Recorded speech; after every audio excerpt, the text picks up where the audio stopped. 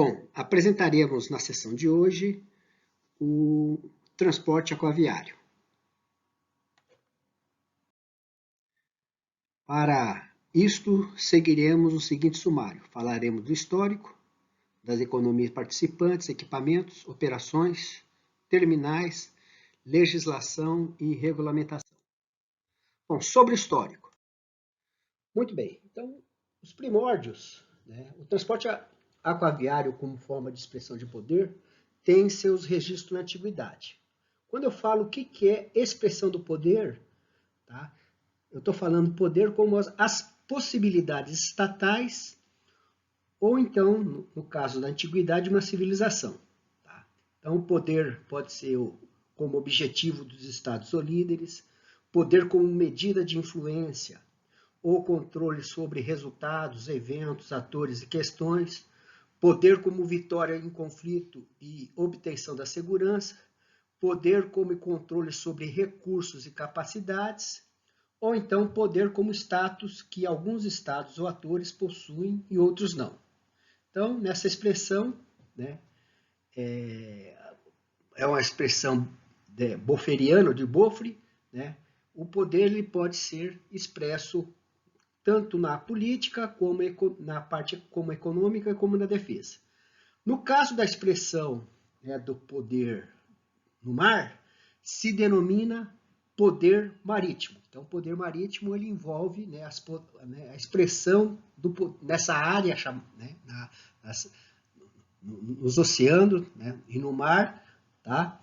E tanto quanto na questão econômica, quanto na questão política. E no caso específico da defesa, chamamos de poder naval. Então, o marítimo, ele engloba o poder naval. Então, podemos destacar no Ocidente, na Antiguidade, alguns estados que, de certa forma, desenvolveram o poder marítimo, tá? Como formas de expressão política, orientar suas estratégias em função desse poder, como o caso dos fenícios e no Oriente os astronésios, que desenvolveram tecnologias capazes de navegar e se orientar em longas distâncias. O caso dos fenícios no Mediterrâneo e o caso dos astronésios ali, tá? Naquela região de arquipélagos no Índico e Pacífico. Tá bom? Bom, essas civilizações, elas geralmente são chamadas de talassocracia. E elas tem muitas na história, Nós podemos ver que na nossa história, no caso dos vikings, o caso também das repúblicas de Florença e Gênova, que desenvolveram a sua riqueza, em função das competências marítimas e navais, e, para o que nos interessa, e de imediato, Portugal. Bom, então Portugal é tida como o pioneiro da globalização. Nesse slide, existe o registro de navegação tomado de diários de bordo de diversas potências navais. Nós temos a Espanha, que se conectou ali com a América do Sul e da América do Norte. Nós temos a Holanda, que tinha uma conexão tanto com o Atlântico Norte quanto o Índico. O Reino Unido, numa fase já avançada da expansão do capitalismo, com todos os oceanos. E a França, basicamente, ali com um comércio de uma triangulação no Norte Atlântico. Bom, esses autores que consideram Portugal, a nação que inaugura o modo de produção capitalista, é em função justamente de ele ter desenvolvido um sistema que integrava uma extração de riqueza de outros continentes. Tá? E isso, logicamente, houve uma sucessão, né?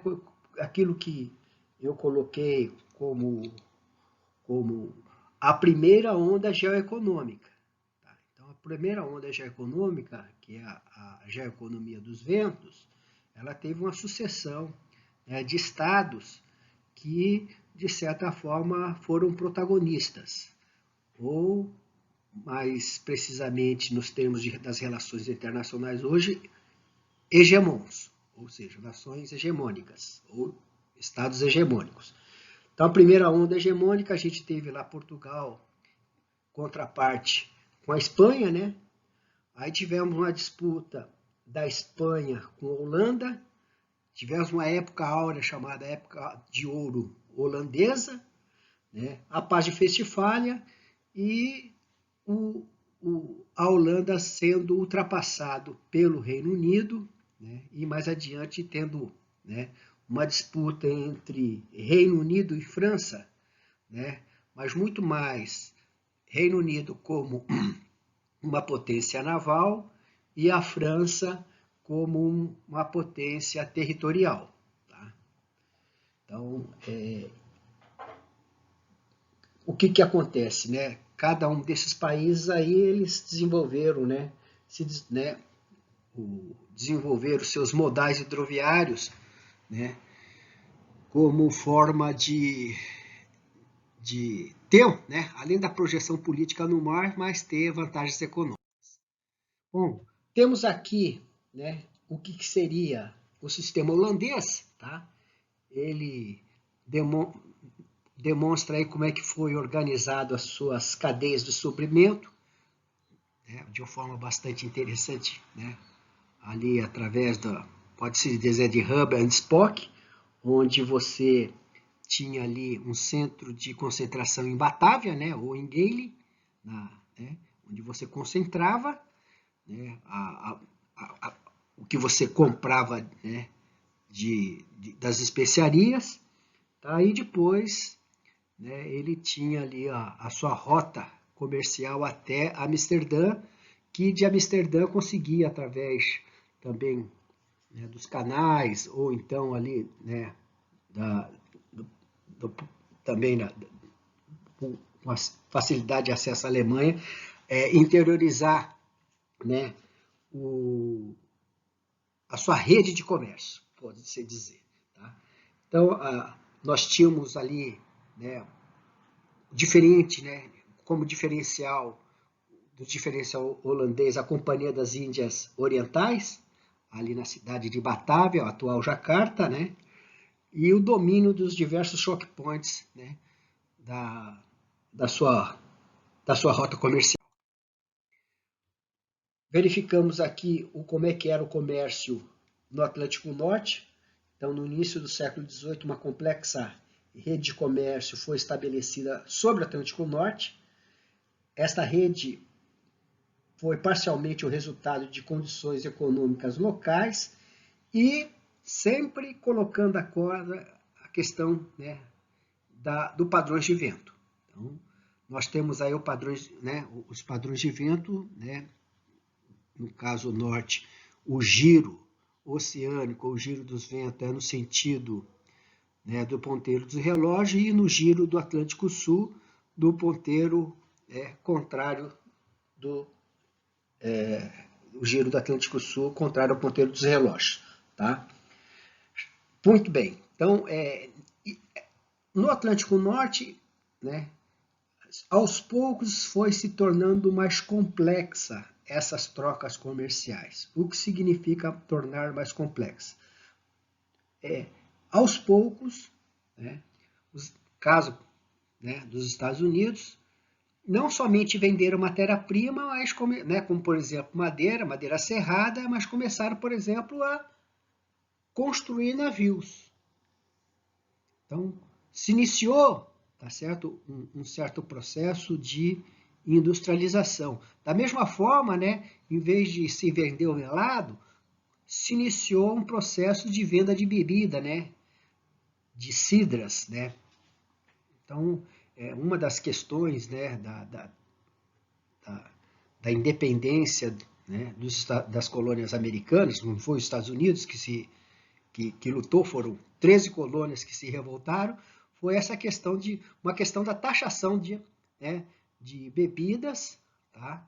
E contra, entendeu, né, o domínio, de certa forma, o monopólio que os ingleses tinham em relação ao chá, né?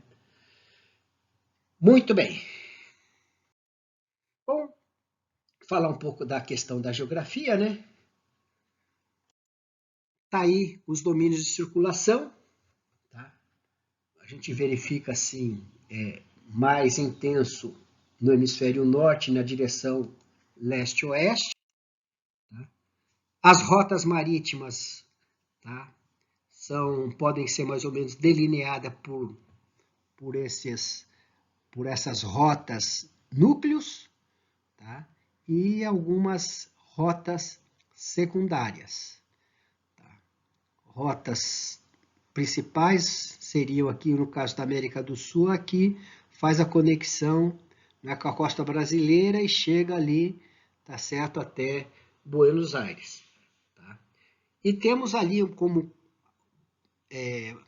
de certa forma, pontos importantes a ser alertado, são os choque points, né? Então, temos os choque points primários, né, que estão aqui em vermelho, no caso ali, tá? E os choque points secundários. Então, os choque points secundários, no Caribe temos 3, né? O Yucatán, que é em Cuba, a dos Ventos, né, que fica no outro extremo da ilha cubana, que é em Cuba também, e de Haiti, né, que é o caso do Estreito de Mona. Tá? É por essa razão, isso de certa forma, né, digamos, são choque points que restringem, tá, a navegabilidade, né, dos Estados Unidos. Restringe de que forma? A restrição é que, né, pode causar, né, no caso de conflito, pode causar problemas, né? E é certo que agora não existe nenhuma restrição, né? Não estou dizendo que existe alguma restrição, não existe nenhuma restrição, né, à questão das possibilidades americanas. Tá? Mas é por esta razão que, de certa forma, os Estados Unidos faz muita pressão em relação, tá, a esses países caribenhos. Tá? Aí no Pacífico nós temos em Taiwan, Luzon e Tsugaru, e vários ali. Bom, né, e os choque point primário a gente tem como muito importante o de Malaca, que, né, a questão de restrições à República Popular da China, né? E por isso que, de certa forma, a China desenvolve uma estratégia de dissuasão, né, chamada 2AD, para possibilitar, tá certo, ela ter esse livre trânsito, né? Nós temos também ali a de Babel Mandeb, que é na entrada do Mar Vermelho, né, ali no Suez, próximo ali a Somália e Iêmen, que tem a questão muito complicada, né, de pirataria. Hormuz, que tem, né, a questão sensível do Irã, e Suez do Egito e Bósforo né, com as questões políticas, né, da Turquia. Bom, os intervalos marítimos, tá, são mais ou menos regionalizados, conforme essa figura aqui. Eu destaco aqui no sul, na América do Sul, né, temos o Caribe, a costa oeste e a costa leste do continente sul-americano. Tá?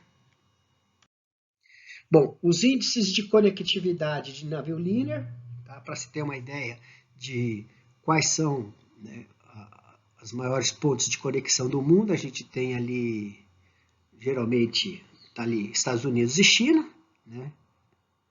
República Popular da China, né, que possuem ali os maiores índices. né? Exemplos aí de rota pendular, tá? Nós temos, tá, no caso, o expresso sul chinês, que leva 39 dias. Nessas tabelas aí apresenta os dias a quantidade de dias que se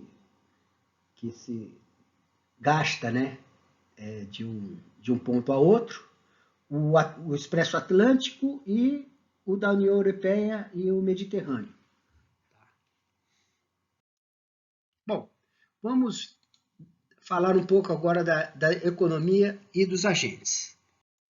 Bom, nós temos diversos agentes que atuam, tá, no modal hidroviário. Tá? Necessariamente não precisa, né, não são exclusivos nem inclusivos. Tá? Então, vamos lá, o proprietário do navio é qualquer empresa investidora que construa ou compre uma embarcação. Tá? O armador é a empresa mercantil que, a partir da embarcação, coloca uma tripulação a bordo e opera comercialmente. O armador pode ser o proprietário do navio. Aí nós temos o agente marítimo, que é o procurador que age como mandatário mercantil, né, de um proprietário, ou armador, ou operador, mediante remuneração física em contrato. Pode desempenhar vários serviços. Temos o agente angariador, responsável pela contratação de publicidade e venda dos espaços no porão. Não se envolve com operações de carga e descarga. Temos ali o despachante aduaneiro, a pessoa física responsável pelas informações constantes no SICOMEX e pela documentação relativa ao embarque e descarga e desembaraço aduaneiro de mercadoria. São muito utilizados pelas empresas que realizam importação e exportação. O broker, que é o intermediário, tá, de transações comerciais relativas aos fretes, recebendo comissões sobre os negócios efetivados. O ciclo de vida, né, o ciclo de vida de um navio, né, ele geralmente tem monopólios, né, ou oligopólios, né? Então, o que é o ciclo de vida? O ciclo de vida é toda a fase, desde a concepção do projeto até a sua alienação, tá? E como, né, como a palavra diz, né, como, né, o navio é projetado, utilizado, né, então no caso aqui, como é que a gente pode estabelecer um ciclo de vida para o navio? Tem a fase de construção, né, tem o proprietário, o registro, a operação e, tá, alienação, né, o scrapping, ou seja, o descomissionamento. Tá? Então, na fase de construção, 72% dos navios são construídos ou na Coreia ou na China. Grande parte dos proprietários se encontram ou na Grécia, ou no Japão, ou na China. O registro, 42% são, né, registrados, né, ou seja, recebem a bandeira desses 3 países aí, Panamá, Libéria e Ilhas Marshall, que são paraísos fiscais. Tá? As operações, nós temos 30% das operações, né, realizadas pelas companhias na Dinamarca ou na Suíça, e 92% do descomissionamento é ali na Índia e Bangladesh, tá? Paquistão. Tá? Na questão do suporte, financiamento, o Reino Unido e os países escandinavos. Tá? Os grandes operadores de terminais, a gente pode classificar ali Hong Kong, Países Baixos e Singapura e Unidade Árabes Unidos. Tá? E os especialistas, né, em pescas é a Filipina e a Indonésia. Bom, tratando dos equipamentos, tá? Vamos ver aqui, relacionei aqui alguns equipamentos, tá? Que são, né, nós temos, tá, a classificação deles, né? Panamax significa que pode navegar, né, no canal do Panamá, Aframax, Suezmax, casco simples, né, Very Large Container Ship e assim, né, sucessivamente. Aí os navios de container, não, Very Large Cruiser Carrier e Ultra Large Cruiser Carrier. E os navios de containers, tá? Dão uma passada aqui, né, em algumas fotografias. E estamos lá agora apresentar aqui a evolução da containerização, né? Os primeiros containers ali iniciais, tá, da primeira geração, eram navios comuns, tá, que tinha ali a capacidade de 500 a 800 teus. Tá? Teus é a unidade de medida equivalente a um container, né, de 20 pés. Tá? Então aqui tem as diversas fases e, logicamente, aqui, né, Ultra Large Container Ship. Tá? Pois bem, então, alguns de carga geral e de carga bulk, tá? Algumas características deles.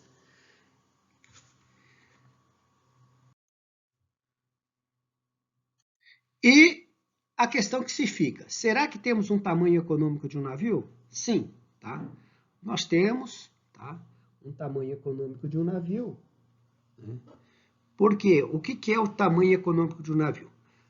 Sabemos que quanto maior o navio, né, o que a gente está aumentando é o que se chama de economia de escala. Só que chega a um determinado tamanho, tá, que você não tem mais essa economia de escala e passa-se a ter uma deseconomia de escala. Tá?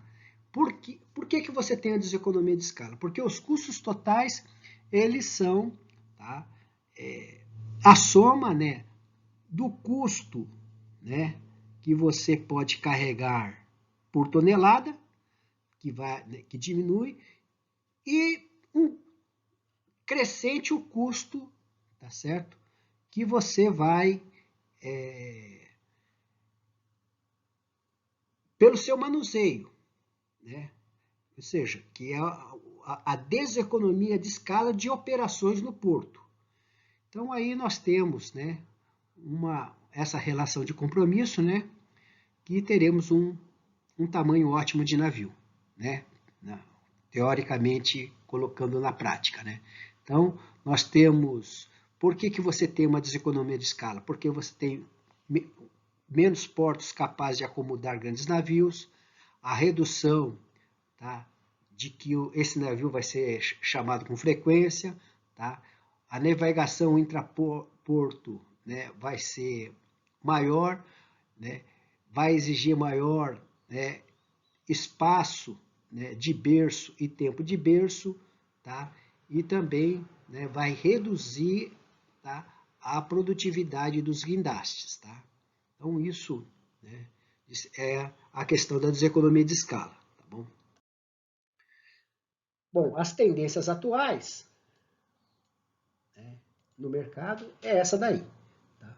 Maiores navios com uma quantidade menores de companhia. Dois lados da mesma moeda, que eu recomendo vocês darem uma olhada aí, né, no site da Unkited. A questão das operações, tá?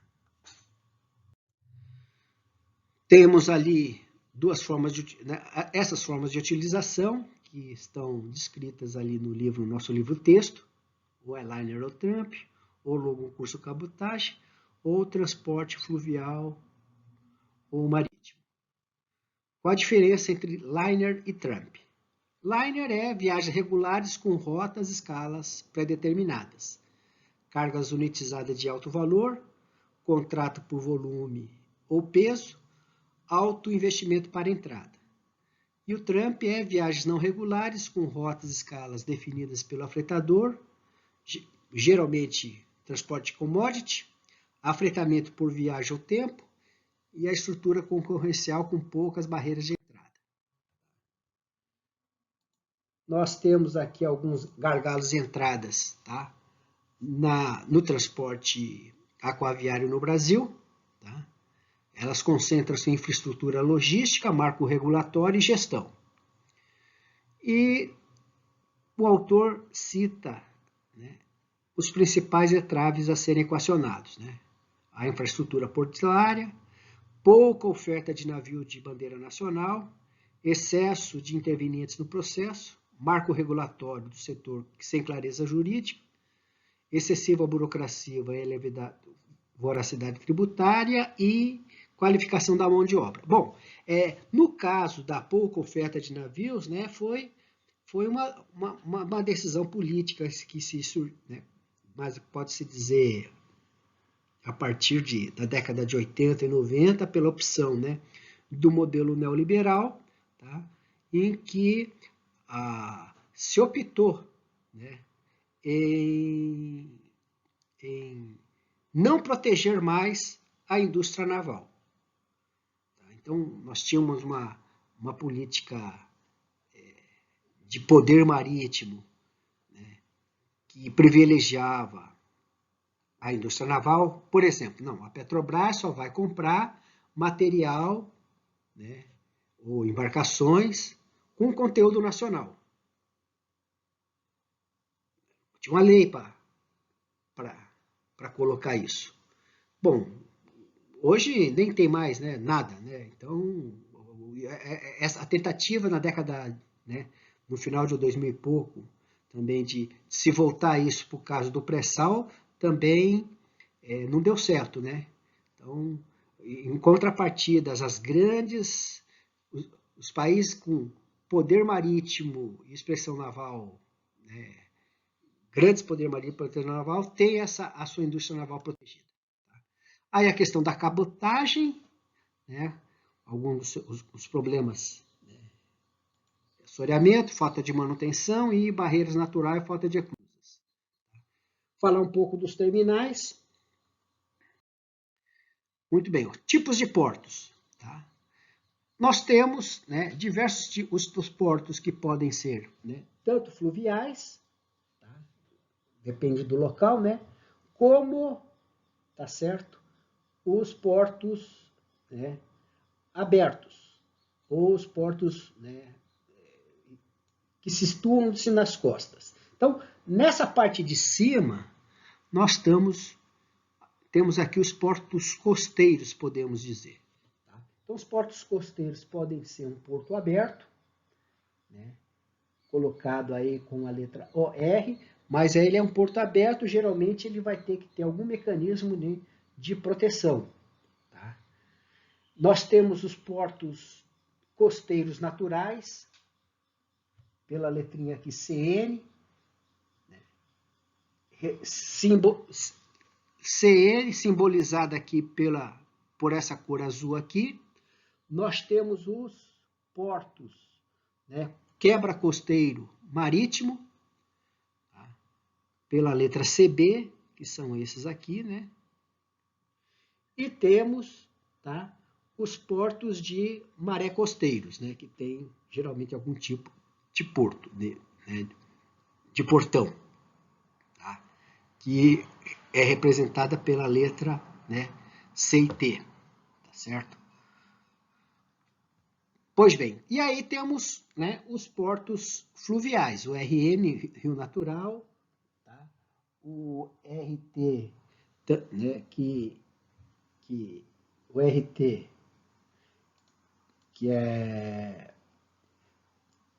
é o portões de maré do rio, tá?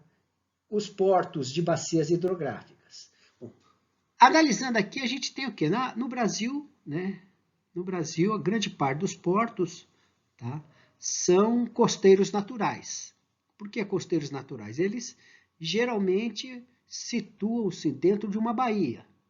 Tá? Aí nós temos os dois cinzas aqui, né, que são são portos abertos, que são os terminais, né, da Petrobras. Tá? E o quebra-costeiro marítimo, esse porto aqui é o porto de, né, Vitória no Espírito Santo. Muito bem, então, os portos do Brasil, aqui no caso da Argentina, nós temos um porto do Rio Natural, que é o porto de Buenos Aires. Tá? Então, mas aí, em contrapartida, a grande parte, né, dos maiores portos do mundo, né, são portos em rios naturais. Né? No caso ali, né, dos portos chineses, como a gente vê. Né? Rio Amarelo, são portos situados dentro, né, de rios. No caso americano também, a gente verifica aqui muitos portos, né, dentro dessa modalidade. Bom, os padrões de terminais de portos de container. Tá aí, ó. Eles exigem, né, a forma ideal é um retângulo que permite espaço de atracação suficiente e uma pegada de pátio correspondente. A gente tem aqui uma parte que é uma parte, né, azul escura e um azul mais clara. Tá? Uma parte que precisa, né, do espaço, né, para a pegada de pátio de container e uma, tá certo, para o terminal. Além disso, tá, tem esse risco azul aqui, né, que justamente são os berços. Quanto mais extenso os berços, maior, né, maior vai ser a quantidade de navio que a gente pode, né, atracar. Tá certo? Então, aqui, de certa forma, a gente verifica, né, que um porto exige muito espaço e é justamente por isso que, né, é interessante jogar lá depois o Open Transport Tycoon, que vê que não é tão fácil assim construir um porto, né? Existe planejamento, exige recursos, né, para você fazer né, a terraplanagem e, né, colocar, né, o seu porto. No caso do porto terminal, né, com exigências de área maior ainda.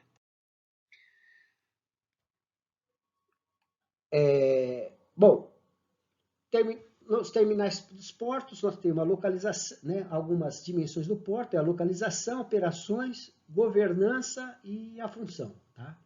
Então, nós temos aí, tá, a localização, como nós vimos, tá, as operações, fazer essa conexão entre o que está de fora e dentro, como é que é o que é a governança, né? É um porto, é uma unidade administrativa bem definida, que envolve a propriedade da terra, e a função, né, o porto agrega valor, tá certo? As cadeias de transporte e suprimento. Então, os fatores de seleção do porto são esses, né? Localização, infraestrutura e operações. Então, localização tem que estar próximo, né, às maiores rotas de comércio, localização intermediária conectando, né, os alimentadores e os serviços de mar, acesso ao sertão, ao hinterland.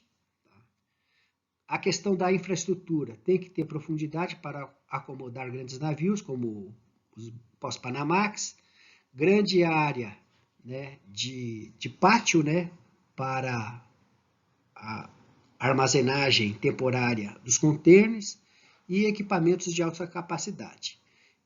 Operação, custos baixos, produtividade, né, dos guindastes alta e de berço alta e, se possível, né, confiabilidade no nível de serviço.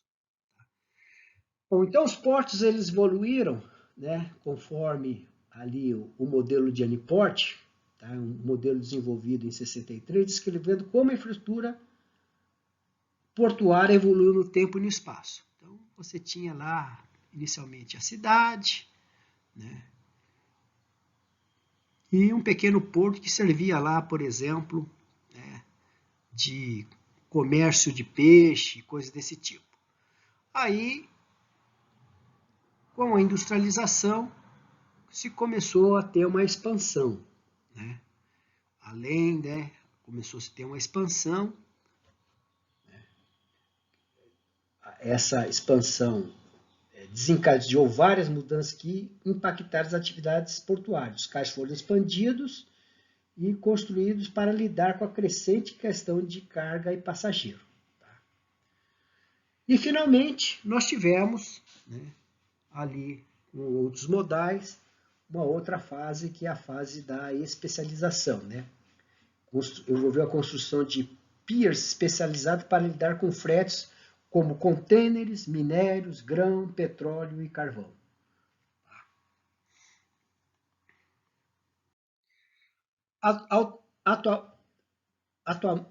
Atualmente, né, o que a gente vê como a difusão de tecnologia de automação de terminais portuários. Tá? Então, nós temos ali, né, uma evolução, né, a tomada, primeiro aqui, tomada de decisão automatizada, que se é chamada aí gerenciamento de pátio, que é responsável pelas primeiras implementações de automação, uma vez que melhoram os aspectos gerenciais do terminal e o desempenho dos ativos existentes sem automatizá-los. Tá? Então, ali a questão justamente, né, da planejamento do berço e né, planejamento de estiva e pátio e a previsibilidade, né, do interior.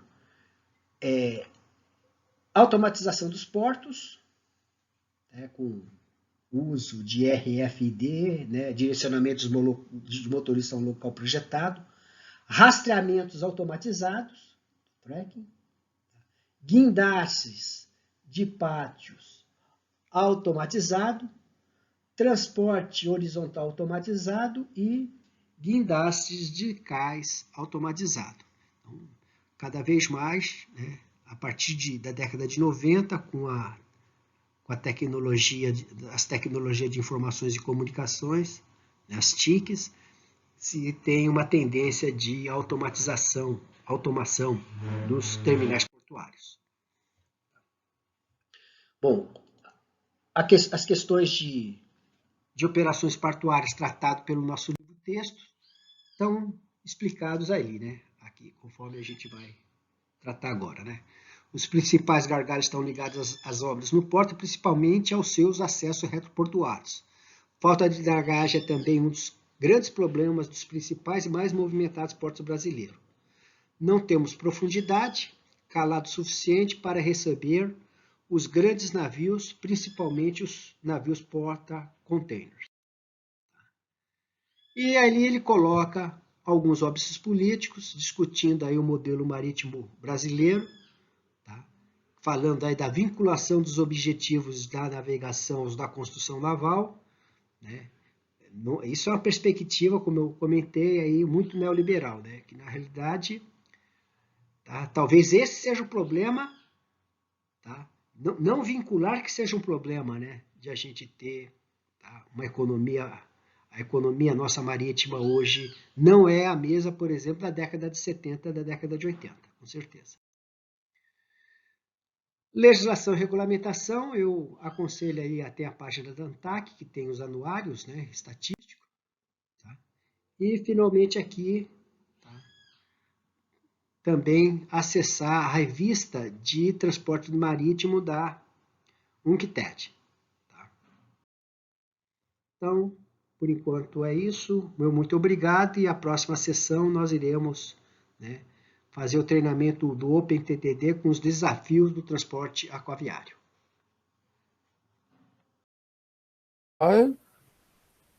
Boa tarde, boa noite, colegas. Vamos então tratar hoje do modo hidroviário.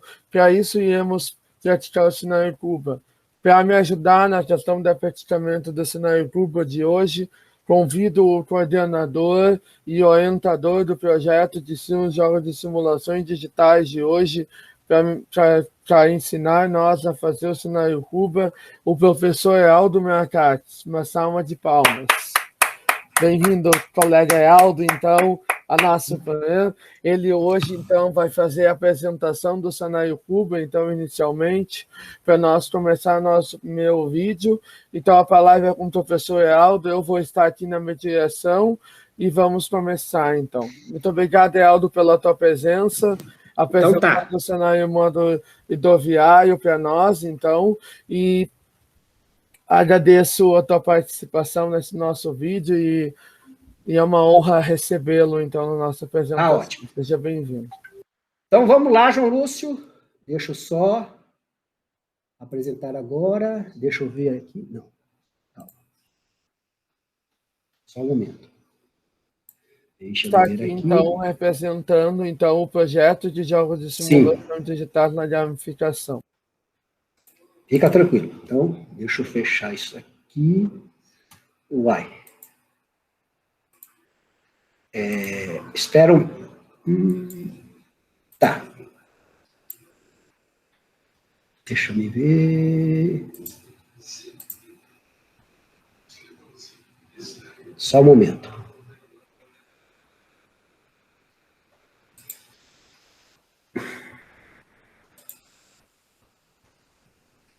Bom, então vou só, né? Está sendo gravada, está aqui, né? Eu vou aqui compartilhar, né? O cenário. Deixa eu pegar aqui do cenário, onde é que está? Vou fechar essa aqui. Tá? Vou abrir aqui o cenário Cuba.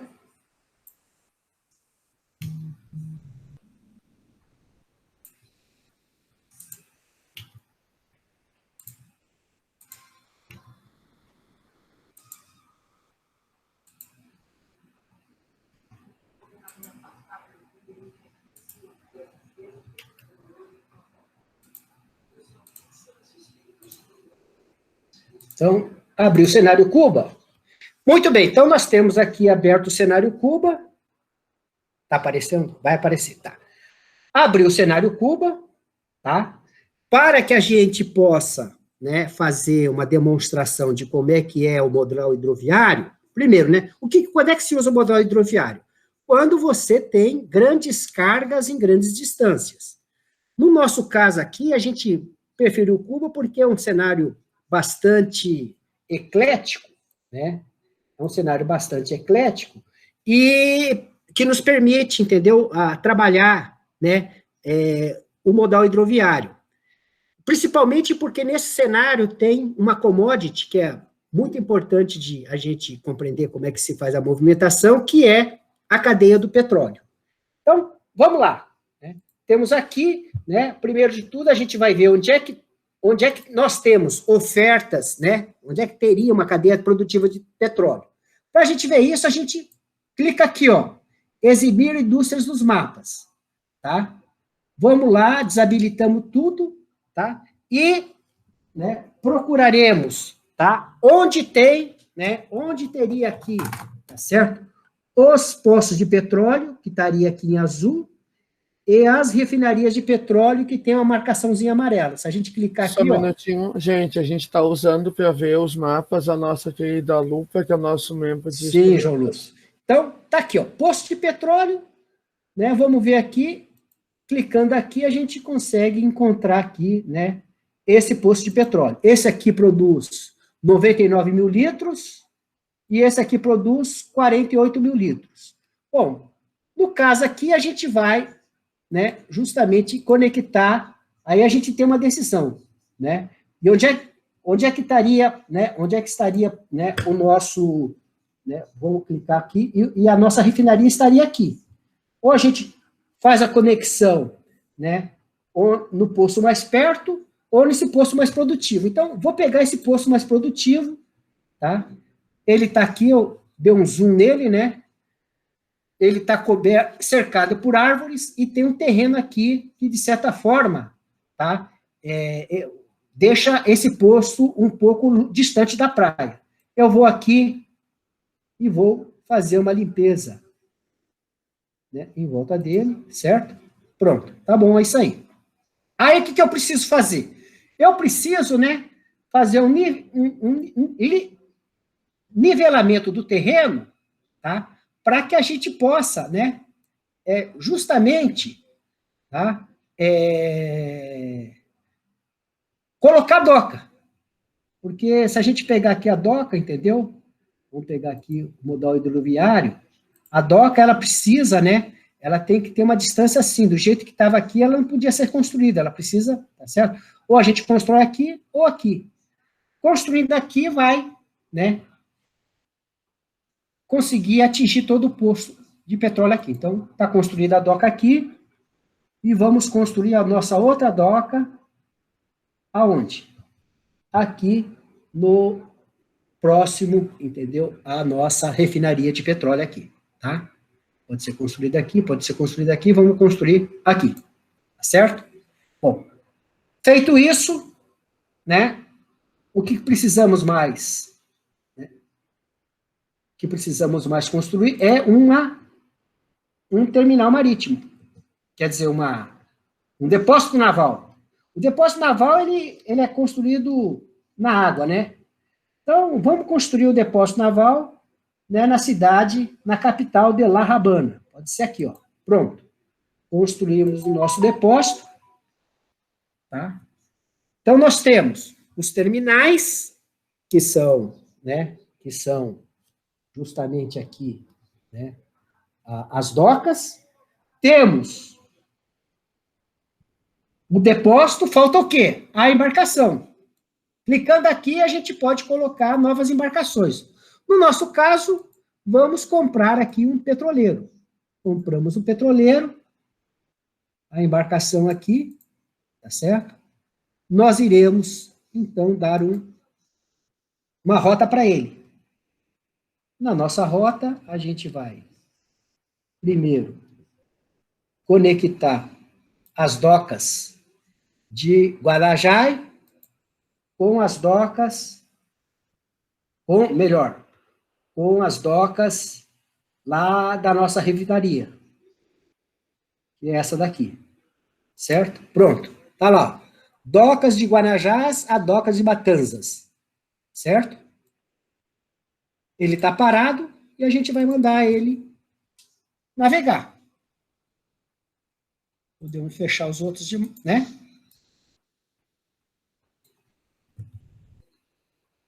O jogo, né? A gente pode dar uma acelerada nele aqui, ó. Ele vai acelerar, né? Acelerar a velocidade do jogo, só para ver, né? Ele indo e chegando ao porto. Parou, né? Geralmente na primeira tomada ele não carrega nada. Ele lá está a capacidade de 220 mil litros de petróleo, tá certo? Ele chegou nas docas, ali como diz, ele vai retornar. Ele está indo para as docas. Parou.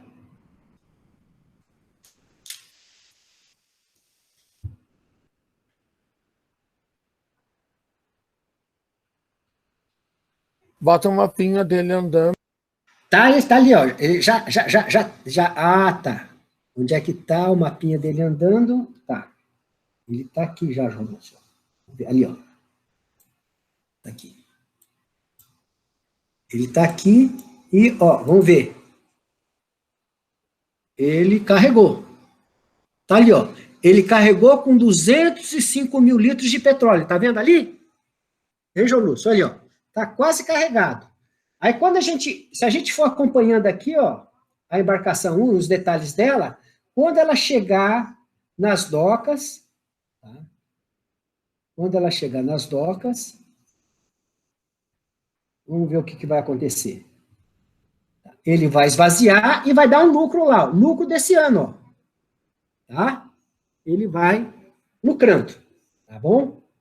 Então é isso. Então, a dificuldade é justamente saber como é que se constrói os terminais, que aí vai ter que fazer uma terraplanagem, né, de tal forma que as docas consigam atender, tá? Mas você pode também, por exemplo, aqui, ó, você poderia fazer umas docas aqui, só que gastaria muito tempo, muito dinheiro com terraplanagem, tá?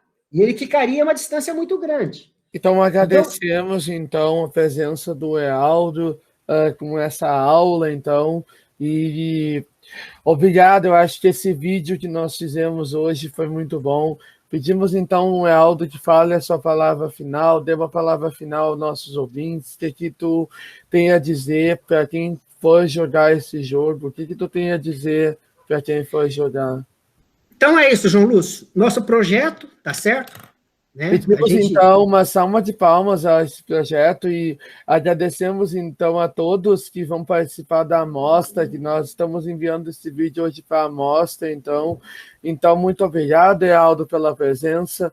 Então, Ealdo, eu peço que esse meu vídeo que a gente fez hoje contigo apresentando já vai servir para o modo hidroviário. Eu vou fazer do aeroviário, tu fez do hidroviário e a gente vai tá ótimo. dividindo. Então, agradecemos então a todos da amostra que veio esse vídeo. Obrigado pela atenção, o pessoal da amostra que está vendo esse vídeo, e muito obrigado. Uma salva de palmas a todos nós.